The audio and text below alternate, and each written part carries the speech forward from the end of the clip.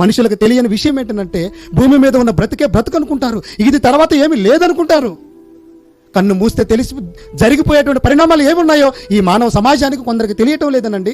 ఆశ్చర్యపడక రెండు ఎక్కడో ఉంచుతారేంటి ఊళ్ళో దేశపై పారేస్తారు, అదే కదా జరిగేది అని అడ్జస్ట్మెంట్ అవుతున్నాడు. అది నేను చెప్పేది ఇక్కడ సభ ఉద్దేశం ఏంటంటే మీరు అడ్జస్ట్మెంట్ కాకూడదు, అండర్స్టాండ్లోకి రావాలి, ఒక ఆలోచనను మనం మార్చుకోవాలి. చచ్చిపోతారు, ఎవరైనా చచ్చిపోవాలి, పుట్టినవాడు గిట్టక మానడు, కొటేషన్స్ కాదు. ఒక క్రొత్తదనం ఆలోచన మనకు రావాలి. ఏంటి ఆలోచన? చచ్చిపోతే ఏం జరిగిద్దండి? దేవుడు చెప్పాడు, రుచి చూసి తెలుసుకుంటే అన్ని తెలుసుకుంటున్నావు కదా.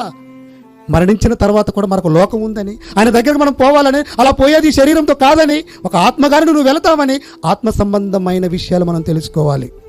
కాయ కనబడ్డది, అందులో రుచి కనబడుతుందా? ఎలా? దేవుడు ఉన్నాడు, కనబడడు అన్నంత మాత్రం లేడు అనుకో, కనబడడు అన్నంత మాత్రం లేడు అనుకోకూడదు. గాలి కనిపిస్తుందా? కనిపించదు, నమ్మాలి కదా. ఉంది లేదు అని అంటే ముక్కు నోరు మూసుకొని కూర్చో ఒక 5-10 నిమిషాలు. నాకు దేవుడు లేడండి అని అప్పుడు అంటావా? నువ్వు చెప్తానికి ఉండవు, అంతే కదనండి. అంటే సృష్టిలో ప్రతిదీ దేవుడికి ఇస్తే వచ్చింది అంటే దేవుడు ఉన్నాడు.